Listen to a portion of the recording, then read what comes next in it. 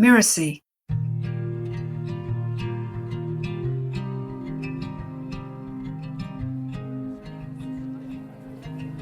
There was once a man who travelled the world. He travelled so far and for so long that he came to the conclusion that everywhere was really just the same.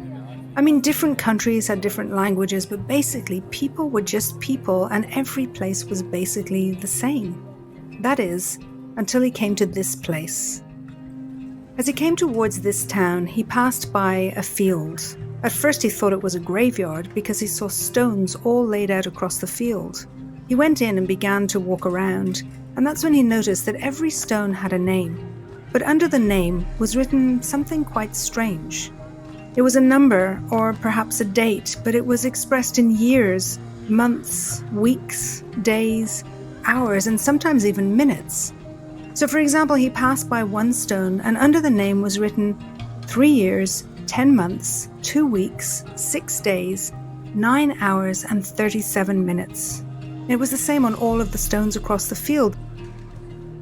The largest set of numbers he could find was 5 years, 11 months, 3 weeks, 10 hours, and 53 minutes. And he wondered, if this is a graveyard, why are all the children dying in this place?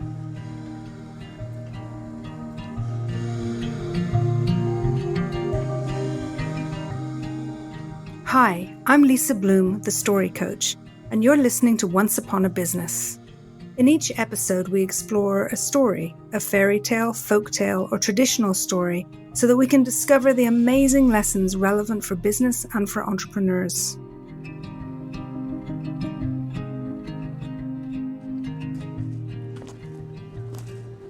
The man left the field full of the strange stones that looked like graves, and he walked towards the town. He saw that it was like most of the small towns he had visited. There were shops and houses, cars and bicycles, a library, a marketplace, all very much like every place he had been. And yet something was different. He noticed that everyone seemed to have a small notebook tied around their neck. And he saw that every now and then they would stop what they were doing and open the notebook. They would write something down and then continue what they were doing before. There was a woman pushing a baby in a pram. She suddenly stopped, opened the notebook that was tied around her neck, wrote something down, and then continued along the path. The man was hungry, so he went into a bar nearby. The barman greeted him, and once he was seated at the table, he took his order of a sandwich and a drink. While he waited, the man noticed that there was a couple sitting at the table by the window. They were deep in conversation, and then the man opened his notebook, the one tied around his neck, wrote something down, and then continued the conversation. The barman came over to serve the food. He too was wearing a notebook tied around his neck. He said to the man, "I see you are new to our town. What do you think of it?" The man said, "It's very nice, but I do have a few questions.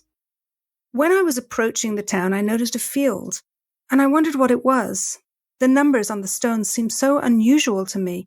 Each number is written in years and months and weeks, days, hours, and even minutes.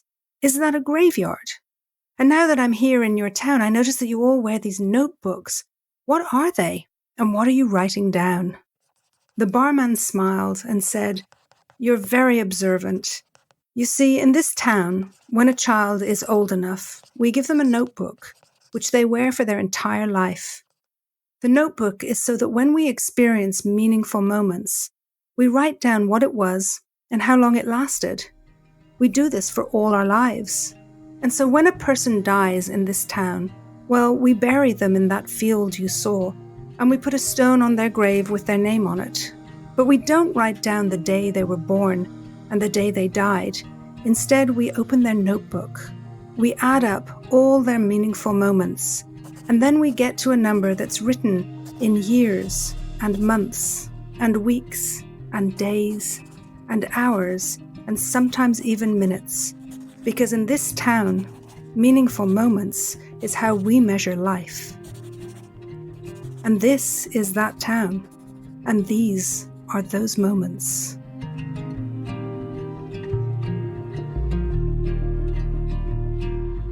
This is a story I heard from another storyteller many years ago. I've often told it at the end of a workshop or an event, when I want to honor the space that we've created together, and when I feel that it has been a meaningful time for us all. In the story, the man visits many places, and he comes to realize that all people and all places are the same. I love that he's traveled the world and yet discovered that people are people. There's an equality and a down-to-earth reality that really resonates for me. Long ago, I realized that when we hear other people's stories, especially if we assume those other people to be different or even enemies, when we hear their stories, we realize that we're much more alike than we are different. The ongoing journey, the tireless travel to places far and wide reminds me of the heart of entrepreneurship, the need to persevere, to be tireless, to keep on going, to find inspiration and the path to success. I've witnessed over the years how moving this story is for so many people, because it speaks to the shift of what we value in our lives. Often, we speak of value in terms of time, a person who lived for 85 years, or a company that's been around for 20 years, or the amount of time we've spent gaining experience and expertise. But here is a shift that requires us to think differently. How do we measure value? It's actually not in time, it's in quality and meaning. In the online world, we strive for bigger and bigger lists of subscribers or followers, and yet it's not the quantity that matters, it's the quality of our list. I know entrepreneurs who boast of a list of 40,000 people, and yet sometimes the results they get from that list, the actual buyers of their service, are much less impressive than the business with a smaller but higher quality list.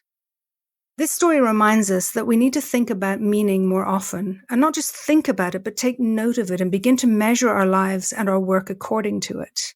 I could tell you that thousands of people have read my books and listened to this podcast or worked with me over the years, but what matters to me are the people who share that something they've read or heard or learned has really impacted their business and their life. These are some of my meaningful moments.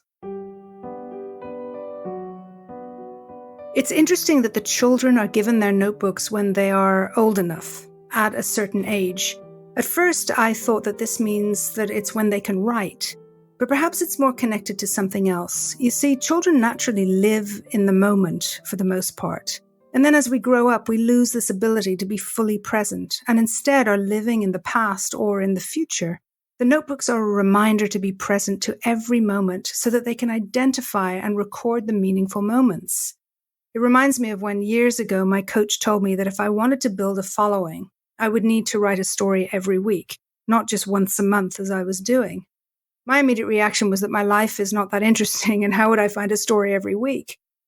But I got into the routine and I began to notice that it was moments in my life that were the stories that I could write. And I did it without missing a week for more than 10 years. To this day, I'm thankful to that coach who helped me get so much more present to my life so that I could tell those stories. So the story ends with this. We add up all our meaningful moments, and then we get to a number that's written in years, months, weeks, days, hours, and sometimes even minutes, because in this town, meaningful moments is how we measure life. And this is that town, and these are those moments. In business, the lesson is that doing something meaningful is what matters. It's literally how we will be remembered. So we must do the work that matters to us. We must build or create something meaningful to us and to others. And finally, there is no town. We are that town. These are those moments. When you listen to this podcast, when you do the work that you love, when you impact your client, when you hug your parent or your child, it's not about happiness or joy. There is a place for that, but this is about meaning. There is no fictional place. It's right here. The meaningful moments that so often we don't pay attention to, we carry them around. They shape us and the people around us just as surely as though we had carried a notebook around our necks, but instead we can recall them through our choices, our actions, and our words. So let's ask ourselves the question, do our lives matter? Do we do good? Do we make a difference? We are the sum of what we experience for good and ill. When they die in this story, they're honored for the moments that were most meaningful to them. It's a wonderful reminder that in our lives, we are honored for those meaningful moments that are remembered by those whose lives we touched.